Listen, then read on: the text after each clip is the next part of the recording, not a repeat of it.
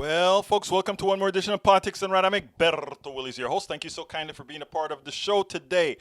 Look, folks, it's been a difficult last 48 hours. It's been a very difficult 48 hours because we had and we have no reliable internet connection to actually do our broadcasting.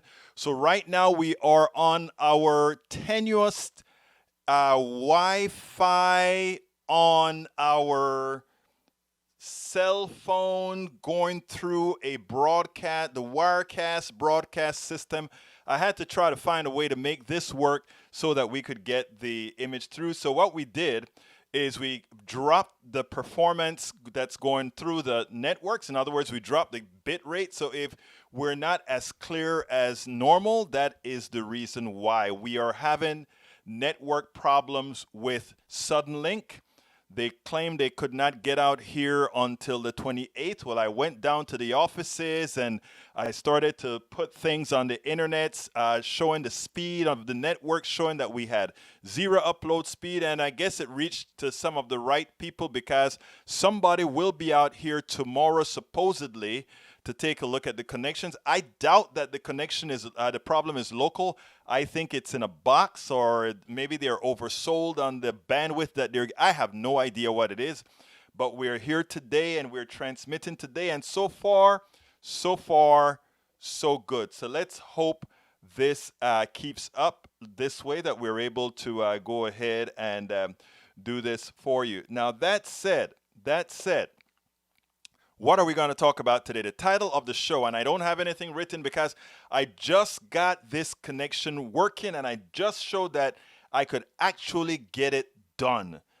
But anyhow, by the way, the high quality, I'm also recording, so the high quality will be processed later on today and placed on YouTube and elsewhere. But anyhow, let's get busy and talk what we're going to talk about. What are we going to talk about today? The title of the show, I named it, okay, Donald Trump is impeached. So what's next? He's impeached. So what's next? There's a whole lot next that we really need to talk about, but we'll do that after we get into the program proper. But before we get into the program proper, there's a lot more that we need to discuss, right? The first thing I want to do is I want to go over and talk about something that the president of Indivisible Houston wrote up a few days ago. It's very important. So what I'm going to do is I'm going to play that video first, and then we'll move on from that. Then we'll go into some other particular issues. So here is here's the issue with regards to our Texas Senate race, and then we'll move on to the other issues as well. Before we get started, I have a statement to read from Indivisible Houston. The president, Daniel Cohen, released this statement, and it's very important. Let me read his statement, and I want comments when we get into the comment areas. It goes as follows. The DSCC decision to weigh in on the Texas Senate race directly encroaches on our democracy. By picking MJ Hagar, who declined to attend the Indivisible Texas Statewide Candidate Issues Forum just last week, they have decided to put out their thumb on scale against other candidates. They have decided to inject money and top-down ivory tower influence into our home state. In the 2018 election cycle, the Democratic establishment weighed in on local congressional primary when the DCC decided to attack Laura Moser, a decision we abhorred and denounced for influencing the outcome of the race in the TX07. They have had 2 years to take us seriously. Yet, yesterday we learned not only of the DSCC's decision to interject themselves into our Texas Senate race, but also several other major strategic and moral missteps by its counterpart in the House. The Democratic Congressional Campaign Committee, we already knew that the DCCC has announced that they would blacklist any vendors that worked for candidates who challenged Democratic Party incumbents. But yesterday, The Intercept reported that the DCCC itself continued to work with Republican candidates who challenged Democratic candidates last last election cycle, and the vendors assisting those Republicans would be allowed to continue operating. Well, folks, when I talk about the establishment being all in one the same, Daniel Cohen in this statement makes that clear. Worse, a newly elected member of Congress,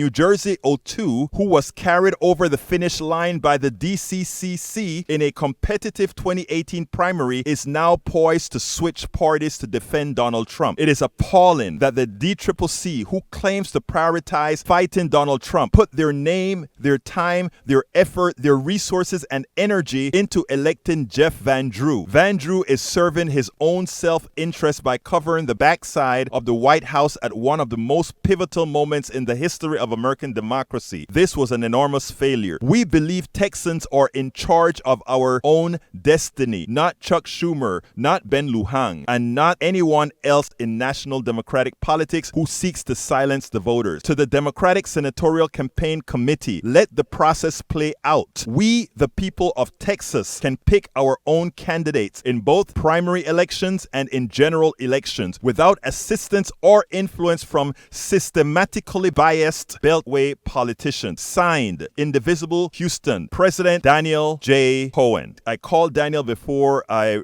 read this because I wanted to make sure to get this online. But anyhow, folks, we've been speaking a whole lot about how we are going to win 2020. 2020 will not be won by folks selecting people because the plutocracy prefers to have corporatists in office. It won't work. I spoke to a very active activist yesterday when she called me, and I told her, she said, Egberto, I'm scared about 2020. And I said to her, do not be scared. Progressives will ensure that we win 2020 big. The only people that can stop us from winning 2020 is the Democratic establishment playing ball. The only way that the people who deserve to win in 2020 will not win is influence from the establishment of the Democratic Party. There is absolutely no other way for there to be a loss. I want every Democrat, every independent, every person in this state listening to me, in this country listening to me right now, to understand that the only way to lose is to allow the plutocracy to interject itself into the voice of the people, to replace the voice of the people, to do what El Señor Bloomberg, thank you for that beautiful daughter of mine, the only way is to get the plutocracy involved, to get what Bloomberg is doing. But anyhow, let's go ahead, folks, my brothers and my sister, my beautiful people out there, let's get started with the program. Okay, that was, I needed to read that right now, as I stated in that, as a statement of fact. The only way we lose this election, the only way is if the Democratic establishment gets in the way of the people. And they get in the way of the people by trying to promote politicians that really don't have the interest of the masses in the interest of the masses in their minds in what they're doing, but the interest of the corporatocracy, as I've spoken about many a times. The establishment, both of them, they first look out for whom? The billionaires, the multi-quadri-millionaires, and then the scraps go to the average American citizen, whether you be on the left, whether you be on the right. And that is one of the reasons why in my narrative, in what I'm talking about, what I am trying to do, is to tell folks, let's forget about ideological statements. Let's forget about labeling. Let's forget about all those things, and let's start talking about policies. Let's talk about policies and how we are going to help individual Americans with policies that make their lives better, irrespective of whether they call themselves Republican, whether they call themselves Democrat, whether they call themselves independent, whether they call themselves whatever. President Trump has been impeached, but that's not enough. If we were to impeach President Trump and then elect a Joe Biden, we will be in the same place, just with a smile, just with more class, just with more civility. But as far as our economic condition, there would be not much change. As far as our social condition, there would be not much change. We are in for what we need, which is now revolutionary change, transformational change. But anyhow, I'm going to dip a little bit into Medicare for All and give a perfect example as to why it is that anything, whether they be Democrats or Republicans, talking to you about why we cannot afford Medicare for all, why we don't need Medicare for all, why people, they like their insurance policy, let them keep it. Buttigieg and Biden are constantly telling people, well, there are a lot of Americans, they like their insurance companies. They're lying to you and they're playing into your fears. You do not like your insurance company. Nobody likes their insurance company. I would bet my life on it. What they like is the services that they get from doctors, the service that they get from the people, the nurses who take care of them. If that service is good, who cares who pays for it? Who cares who pay for a service if what you're getting is good health care? This next story that I'm going to play proves why having the corporatocracy being in charge of paying for your health care is a clear and present danger for you, because you can always be left holding the bag when these titans get together to decide, how are we going to split the pie? How are we going to pilfer Americans' best? Listen to this story. I did this story at KPFT, and I want to make sure this audience sees it as well. It is a very important story. Please ensure others see it as well. Here we go. I want to tell you a story why many of us progressives want healthcare codified as a right. This is important. And people might say, oh, that is just kind of wishful thinking, or you get a cable bill. Now, when the cable company is fighting with the distributors of movies or whatever, they can decide that they don't want to carry the comedy channel, or they can decide that they don't want to carry HBO or whatever. But that doesn't really matter. It doesn't have a material effect on your life. There are certain things in life that should not be dependent on businesses fighting each other to determine how to serve or service you. Today, I got this shocker. Here comes in my mailbox. Cigna to end contract with Memorial Hermann. 178,000 customers affected. In other words, 178,000 folks in the Houston area will be affected. What exactly is happening? Well, here it goes. Cigna, the nation's fourth largest health insurance company, on Monday said it would terminate its contract with Houston-based Memorial Hermann Hospital System in March, dropping as many as 178,000 plan members and 1,460 affiliated doctors from its network. The move, which comes after months of negotiations over hospital billing rates, would affect anyone with an employer sponsored Cigna plan. However, those covered under the insurer's Medicare Advantage program for seniors will not be affected. The contract termination will be effective March 16. I want you to see there in that little piece, you learned a whole lot about how healthcare is a business. You are just a commodity, and it's nothing to do with your health. Here's what they're telling you here. They're saying, you know what? We understand that each of us want to make as much money as we can off of your body, off of your illness, off of your sickness. So I'm going to fight the hospitals. The insurance company wants to pay out as little as it can, and that hospital wants to get as much as it can. They can't come to agreement, so they say, oh, to hell with you, and guess who suffers? You do. When you hear us talk about Medicare for all, what it tells you is we eliminate those money as we can of you off of your body, off of your illness, off of your not wanting to carry HBO or the comedy channel or whatever. But I want to show you what security looks like. The second paragraph said, the move, which comes after months of negotiations over hospital billing rates, would affect anyone with an employer-sponsored Cigna plan. However, those covered under insurer's Medicare Advantage program for seniors will not be affected. In other words, the government program is solid. The government program is steady. The government program, those people have to worry nothing about it, because Medicare Advantage ensures that X amount of dollars are going to be paid, and it gets paid. No issues, no problem. When we're talking Medicare for all, we're talking much better than Medicare Advantage. We're talking much better than the standard Medicare, which is 80-20 right now for many people, and which has a donut hole. All of that is gone with Medicare, and companies cannot fight each other to jack up prices that ultimately, guess who pays for? You pay for it. And if you think this occurrence is like, oh, this is just a one-off thing, right? No, it's not. Here's the other story. They claim their goal is to keep healthcare affordable. No, their goal is not to keep healthcare affordable. Their goal is to maximize profits for their shareholders. And the way to maximize profits from their shareholders is to keep more of your premiums and to pay less of your premiums to hospitals. Now, the kicker here is this. This is not an offshoot or something that doesn't happen very often. Here's this other one. In October, United Healthcare shocked the Houston insurance market by announcing it was dropping the Houston Methodist Hospital system from its network of providers as of January 1st, if an agreement could not be reached by year's end. The insurance company said, we're going to extort the hospitals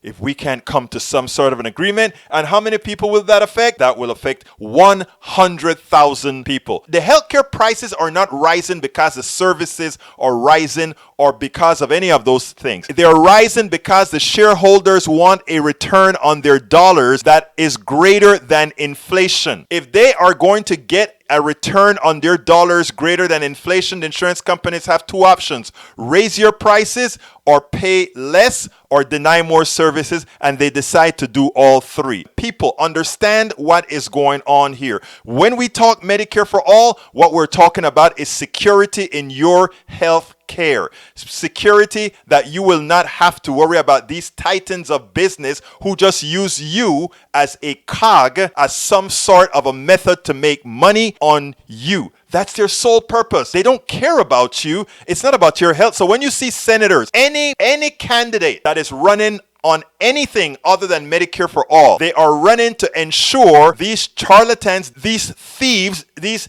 healthcare thugs continue to profit on your body. Any particular candidate who is not running on Medicare for all, they are not running in your best interest. They are running in the best interest of those corporations, meaning insurance companies, hospitals, drug companies, to maximize profits on your body at your expense.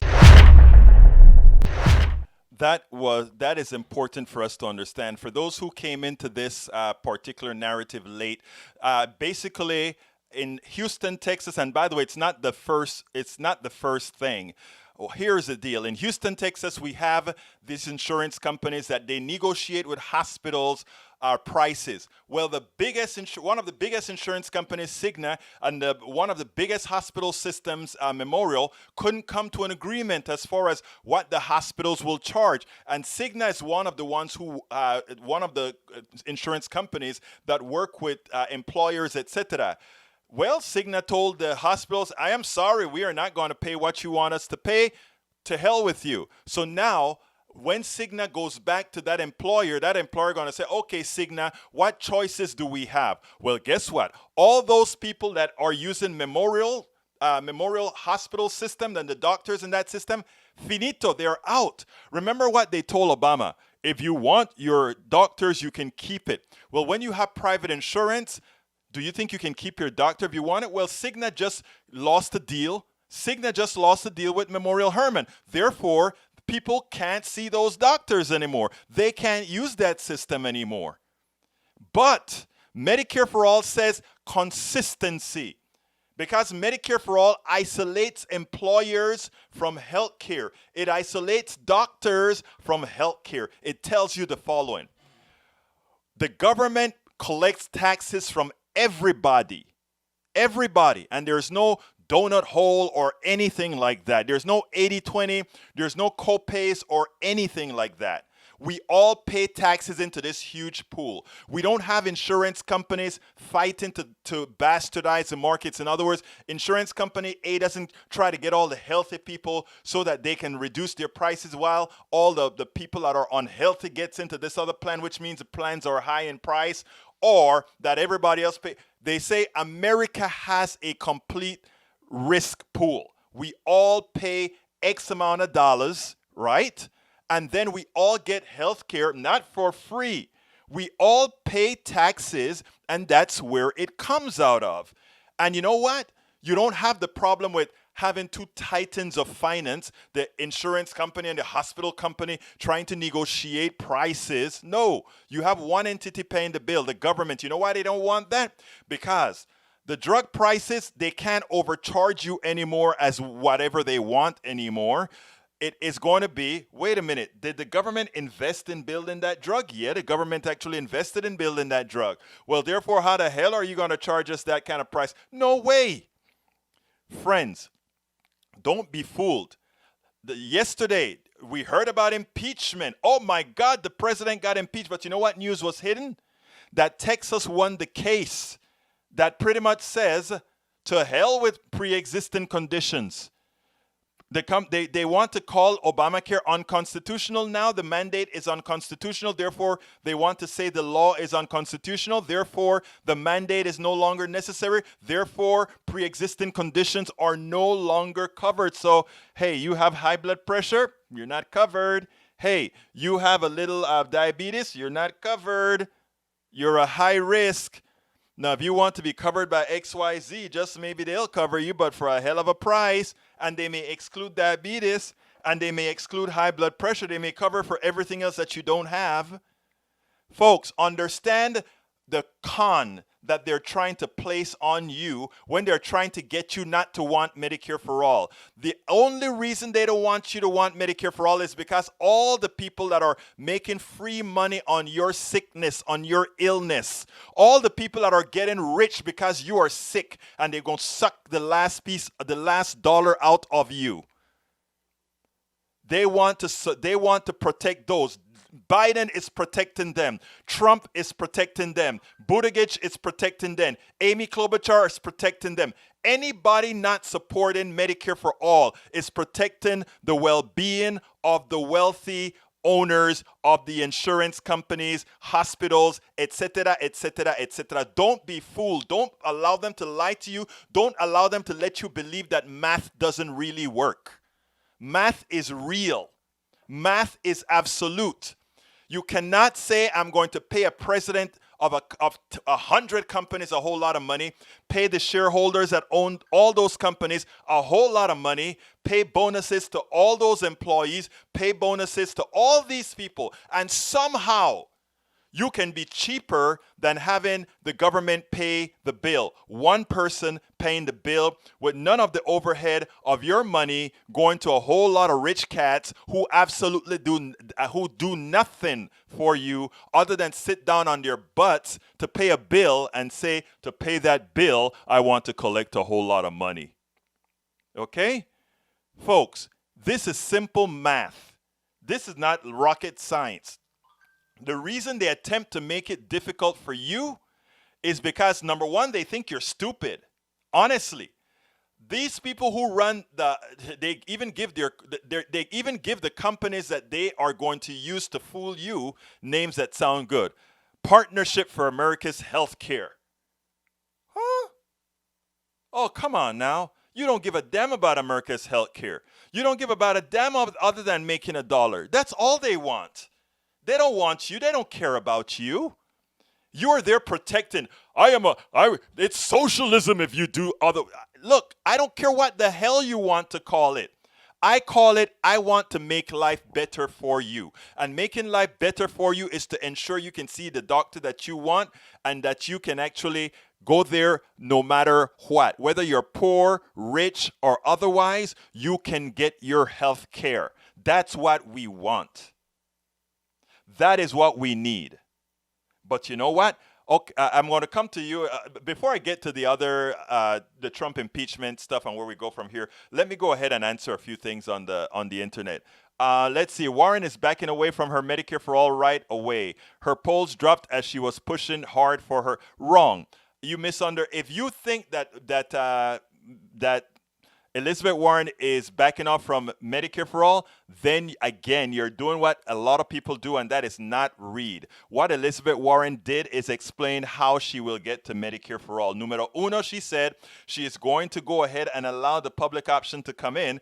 By the way, the public option will fail, and I can explain the reasons why the public option has to fail. But anyway, she'll bring up the public option, but she'll also do something more importantly, and that is lower the rates for lower where Medicare kicks in.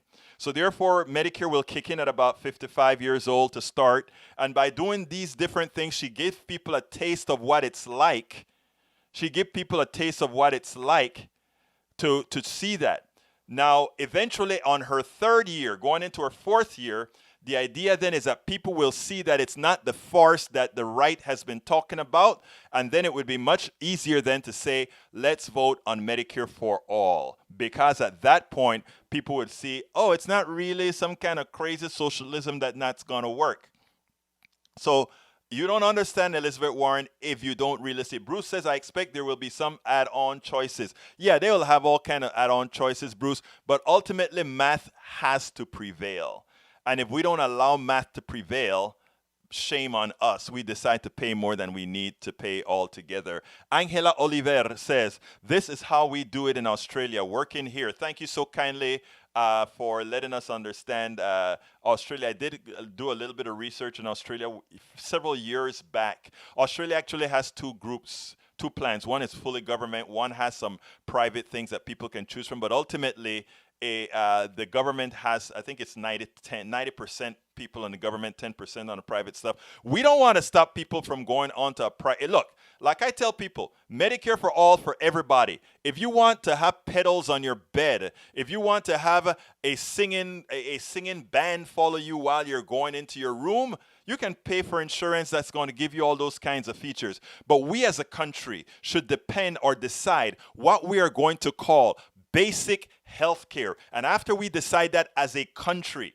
what we are going to call basic health care, we then say, okay, insurance companies can cover those things that aren't considered basic health care that is the right of every single American. But what we're not going to allow is we're not going to allow the government to subsidize private companies by private companies insuring healthy people, and as soon as those healthy people get sick, they throw them out the door, and then immediately after they throw them out the door, they come on to work, they come on to the healthcare system that everybody else is using. You see, when you explain it like, oh, we want to outlaw private insurance, that's not what we're saying at all. What we're saying is, if we are covering X-rays and XYZs, private insurance won't cover that. Why? Because again, like I said, what the private companies do is maximize the profit for their shareholders, and how best to do that right within their policies, that if somebody gets so sick that they will be kicked out,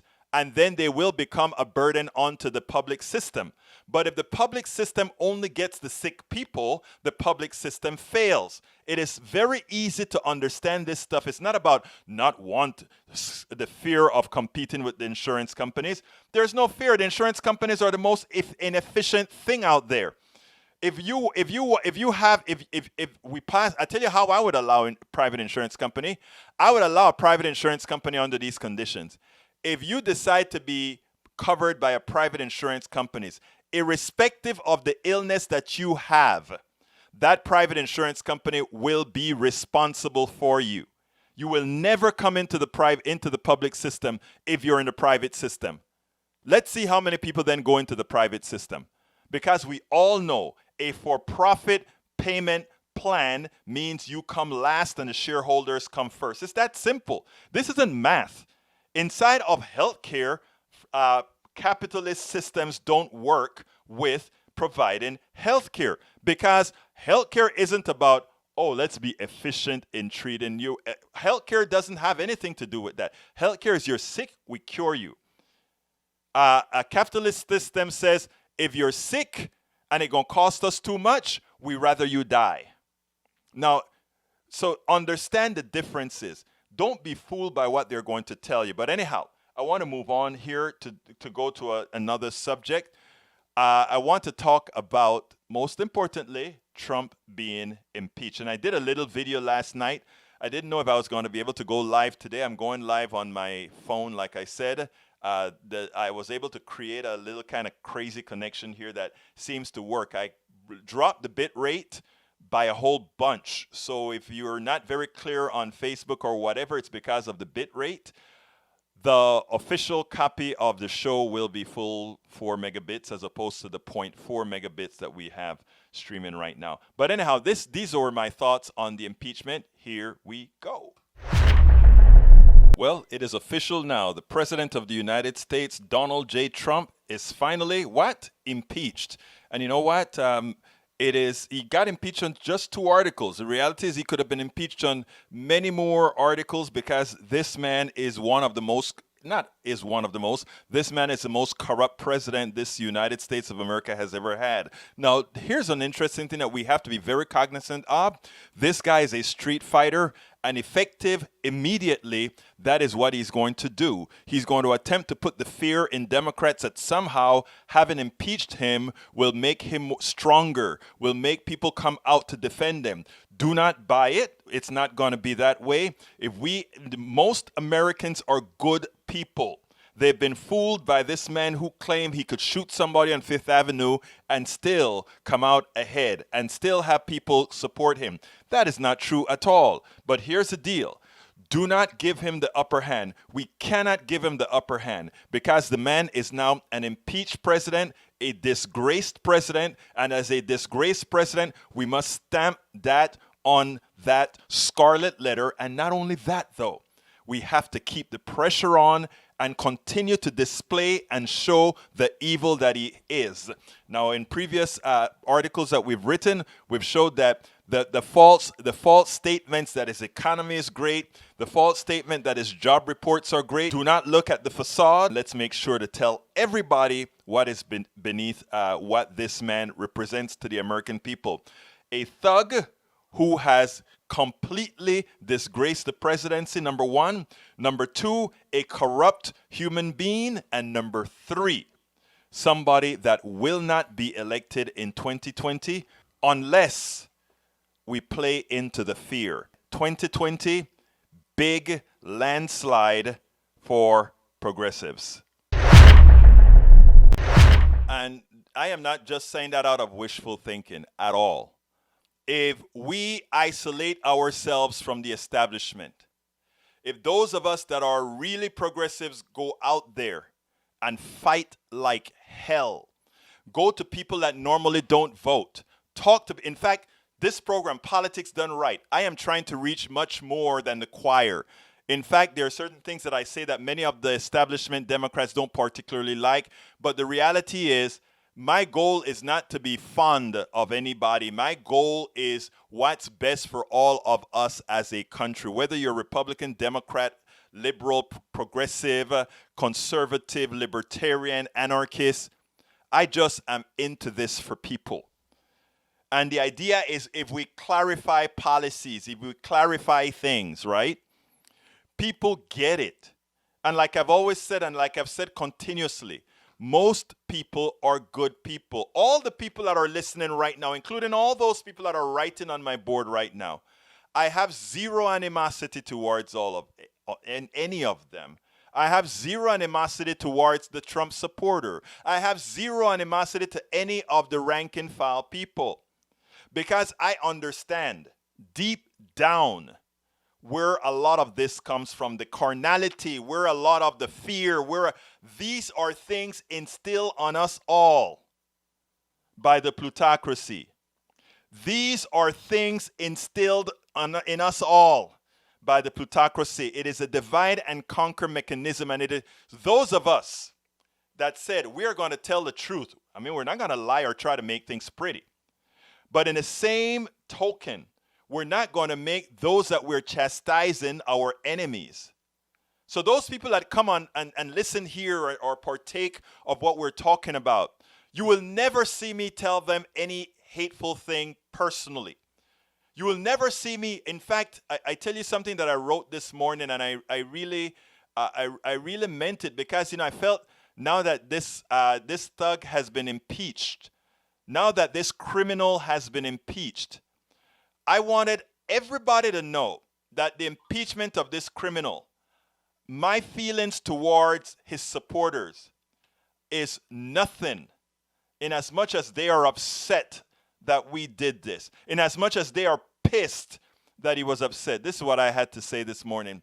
There's a friend of mine who posted a meme. It said, standing by a corrupt leader does not make you an American or patriotic, it makes you his accomplice. And there are times that we are willful accomplices, and there are times that we are gullible accomplices because we just don't know. It's where we get our form of information. As an engineer, my thing is facts, baby, facts and numbers. I only care about numbers. So when it comes to things that can be either way, I'm not going to take a position. In other words, I am for a woman's right to choose. I don't like abortions, but you don't see me come out against abortions because there are certain things that I should have no control over, and then suppose I'm right, wrong, or whatever. But there are certain things that are absolute. Medicare for all is one of those things that's absolute, right? Medicare for all is absolute. Okay, Cindy Rosen. No, you get it straight, my dear friend, Cindy. He has been impeached. He was impeached. He was not convicted, but he was impeached. Period. They voted articles of impeachment. He is impeached. Now, impeachment is an indictment. We can now see if a Senate will convict him, and he would have become an impeached and convicted and removed president. Okay? So yes, he is an impeached president. All right, continuing. What I wrote, like I was speaking about, okay, I said, when some of his supporters see the light, while few would admit it, they will hate their gullibility deep inside. They're going to feel, how could I have been in this fog? How could I have fallen for this guy? How could I have been here? Don't worry if you don't hear those things out of the people you love that are his supporters. Don't be wary if you don't hear these things out of those friends who are, I'm coming to you now, 609, who are his supporters. Don't be wary about that. Don't. Let me take the call and then I'll move on from there. Caller, come on in, 609. Come on in, you're hot. 609, you're hot. Hey, Egberto, how you doing? I'm doing fine. Who am I speaking with? This is Paul. Paul, talk to me, sir. I have a simple question for you about Yes, sir. this impeachment. Yes. I want to know why you aren't concerned about the son of a vice president being on the board of a corrupt company with no experience at all. Thank you, Paul, for that question, because you're right. Well, I'm not done yet. I'm not done. Oh, go ahead. I'm not done. Sure. Let me finish. I'm sorry. Let me finish. Sure, go ahead. With the vice president as his father, acting as basically a shield for that said company to get away with corruption. And the president has the nerve to ask about it, and you're okay with him being impeached for that. Mm-hmm. That's outrageous to me. Okay. May I answer you now, Paul? Well, let me just follow up. I'm going to hang up and listen. Okay. No, I don't want you to hang up. I don't want you, because I want to talk a little bit more. Go ahead. The Democrats made it seem like Trump asked Zelensky to basically dig up dirt or make something up, just find something. I don't care what it is. He was asking him to look into a legitimate concern about corruption from the vice president. And I don't have any problem with that. And I don't have a problem with him asking them to look into the 2016 election, where Ukraine may have interfered in it, like Russia did. Nobody said that Russia didn't interfere in our election. We know they did. We're just saying that maybe Ukraine did also, and he's asking them to look into it. He's not asking them to make things up.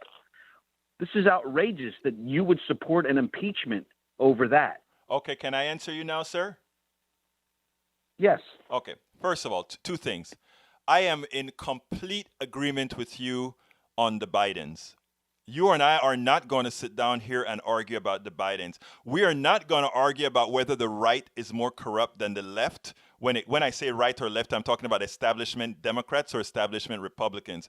Biden's son got that job because his daddy was Joe Biden. You're absolutely right about that. And I think, just like you do, that is disqualificative for him, just like I think a lot of what Trump has done with his kids and daughters should disqualify him as well. So let's be clear here, Paul.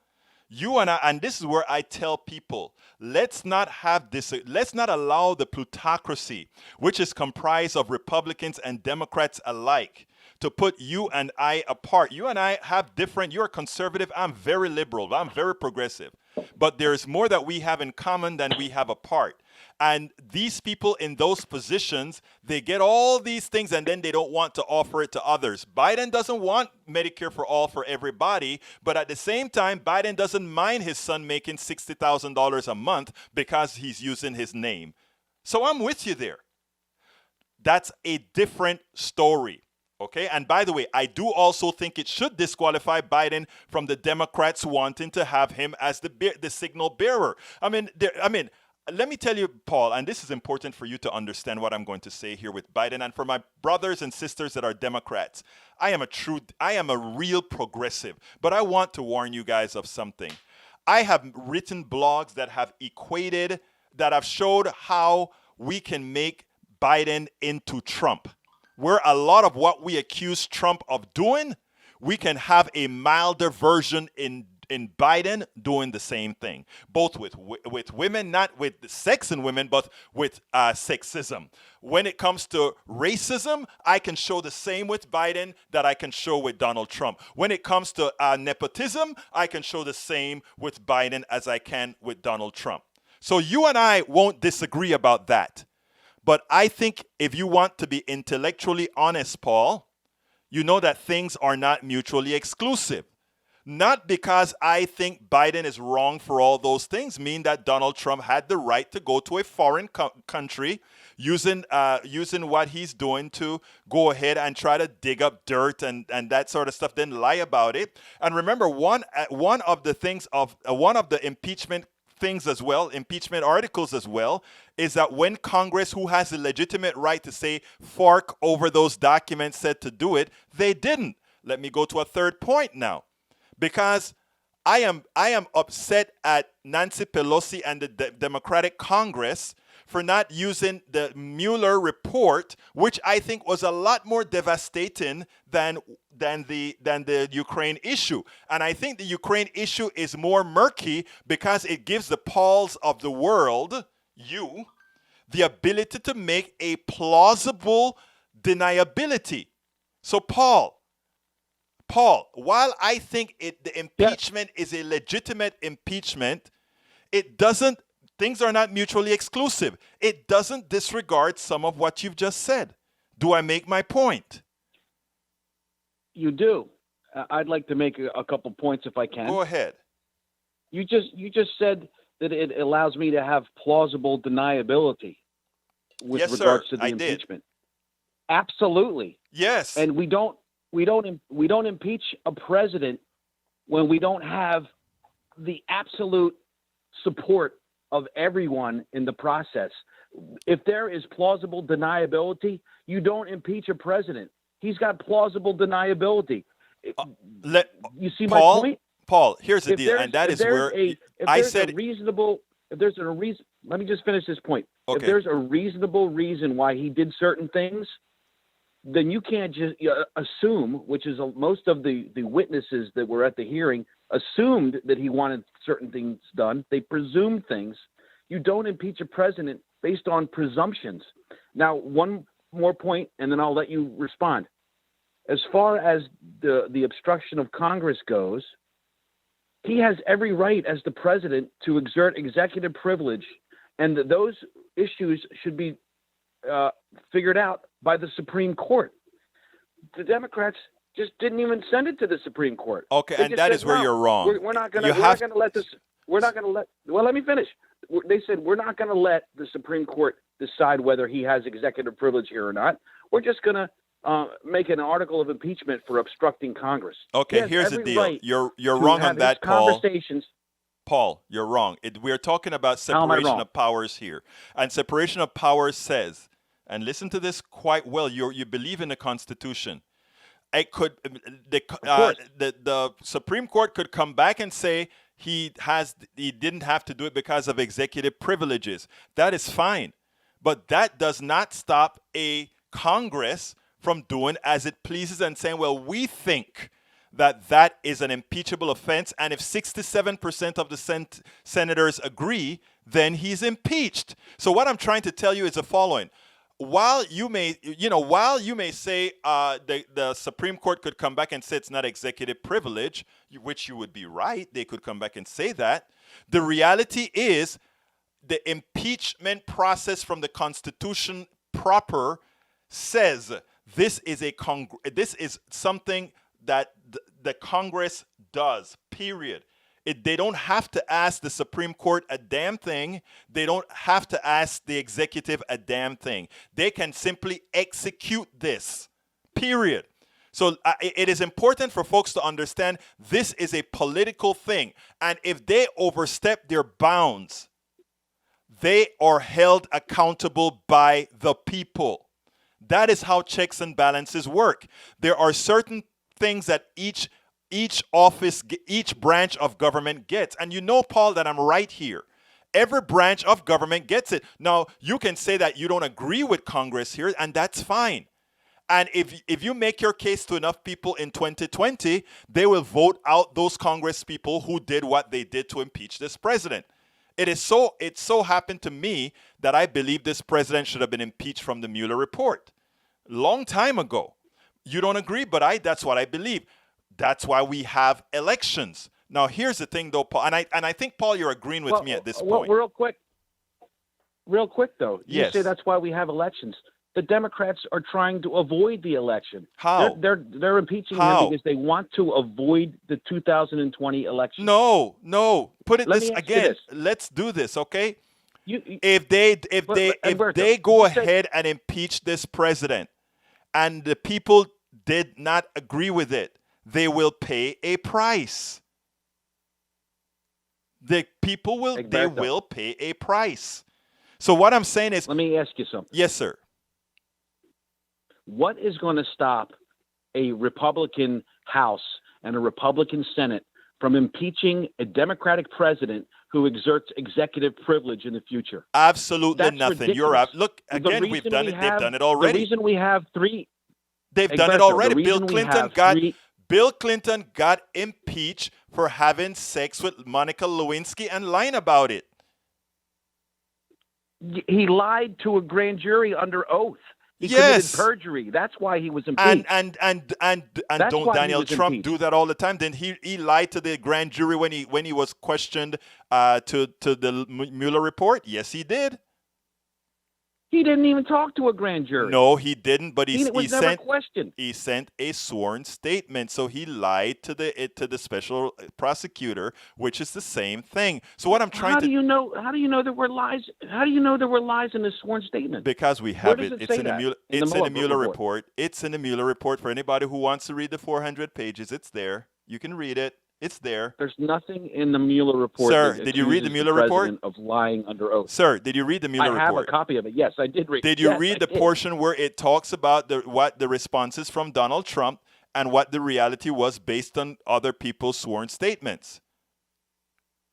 Well, let me ask you this. You didn't answer my question, sir. How can you possibly? Paul, we'll move on, but you didn't answer. I read the whole thing. I read that part, and the thing is, who's to say that those other people aren't wrong? And the president's telling the truth. Exactly. This is my whole point.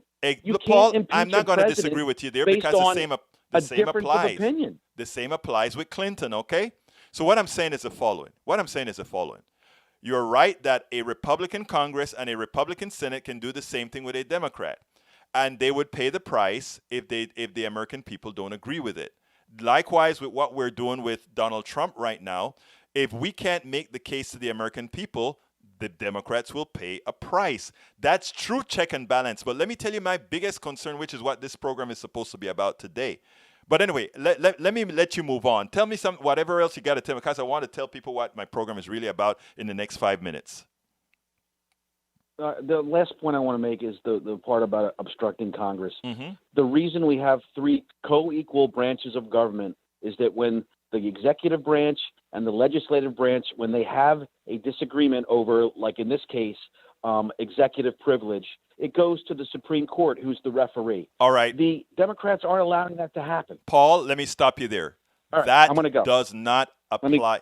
Look, I have to let you go, but Paul, but remember, Of course it applies. that does not apply to impeachment because they don't need an executive order for impeachment. They don't need any of that for impeachment. They can say, we impeach this president politically, period. It doesn't require laws. It requires none of that. And that is what is so important for people to understand. The Congress has that right to impeach. The Congress, which is the elected representatives of the people, have that right. Look, Paul, thank you for chiming in. Thank you for the civil discussion, and we'll continue this another time, okay? Thank you. Okay, folks, I only have 5 minutes to make the case that I want to make here, and then I'll try to spend 2 minutes running through the other things here. But here's what I'm trying to say. Paul had some very good points. Very good points Paul had. But let me tell you what was what my biggest fear is, right? One of the reasons I think Donald Trump has lasted this long, one of the reasons the Republican Party has allowed him to take the party over, and I'm not talking about the average American citizen, the what I call the minions like me and you or whatever, because we are cogs in the wheel, right? We don't have the power really. But they wanted Donald Trump to continue because Donald Trump is appointing the appropriate judiciary, the appropriate judges. The Constitution never says it. The Constitution like to talk about co-equal branches of government, right? They're not co-equal at all. Because what we're getting to here is this country only have about 40% of the people or 37% of the people that are conservatives that really want conservative values, right? And I'm talking about economic values. I don't care about the social ones right now, but economic values. And what then happens is when progressives take over, which ultimately they will, the country, there was some polls done recently that shows how progressive this country is about to get because of how distorted the age difference between values and ideologies are. So the only solution to that problem for the corporatocracy, who depends on having people who will continue to vote against your own interests, to having people who would do these things, the only option that they have is a non-democratic option. And that non-democratic option is to control the courts. So that when, let's say, 55% of Democrats, or 55% of the country wants something, and the Democrats voted in, and the Democratic president puts it in, because that's what we're going to have going forward, Democratic presidents and Democratic houses and representatives, etc. When all of this occurs, every law that's passed, there will be some group that call themselves we are stakeholders, so we have stand-in, and we are going to sue to prove that that new law passed by Congress legitimately is unconstitutional. And the way the system works is when they do that, they'll come back and the law will be shot down. And in order to put that law into effect, the only way to get around the Supreme Court is for the Congress then to come up with a constitutional amendment. And because the Congress is biased, again, little states still get 2 senators. Those red states with people who own a lot of land still get 2 senators, even though nobody lives there. You know, if you looked at the Congress yesterday, you saw somebody put a map up and it looked mostly red with just a few blue areas. And to the uneducated, that map looked like, wow, most of the country is red. We are all Republican. No, most of the country is blue. It's just that nobody lives in them red areas. Nobody lives there. So it's a big piece of land with a little bit of people. So what we're going to get is the judges are going to make a whole lot of things unconstitutional. And after they make these things unconstitutional and we try to get laws passed, we need a constitutional amendment to get the law that we pass by a majority. We need a constitutional amendment, and that requires 2/3 of the people. And because of the way the system is set up, you cannot get 2/3 of the people because you'll have at least 1/3 of the people working for the plutocracy. What I tell progressives is this: we have to work on supermajorities. We have to work on supermajorities in the House. We have to work on supermajorities in the Senate. And we have to have a progressive candidate in the Oval Office. Then and only then can we supersede the judges. Why? Because we don't need then to have a constitutional amendment to tell us what we really already know. We just impeach the damn judge. If we have judges that are stepping out of the Constitution as we see it, we impeach the judges. That's the only way we can get rid of the judges. Impeaching them. To impeach the judges, we need 2/3. So, progressives are not supposed to be running just to have majorities. We're supposed to run to really represent the country. And we really represent the country with a supermajority because 67% of the country are really progressive. Even if they don't call themselves that, you ask them the policies that they stand for, and they ultimately are always progressive. They ultimately are always progressive. So my dear brothers and sisters, I'm about to end the show, but what I want to do before I end the show is I want to tell you guys that we still have the t-shirt on hand that says, "Oh, Nancy Pelosi, please, please, please don't impeach me. Please don't impeach me." Well, we know the impeachment has already occurred, but that would still make a nice gift to somebody for Christmas. So please go to store.politicsdoneright.com, store.politicsdoneright.com. I need to ask you guys to please support the program. How do you support the program? You can support the program by going to Patreon, and I'm just stick it in there. Go to Patreon and support the program. That is how we are going to inform people and let folks know what's going on. We have to educate people. We have to let people know what's going on so that we can get this supermajority that I say we need. You can also support our independent GoFundMe to upgrade our equipment to make sure that we can promote and talk the policies throughout the country.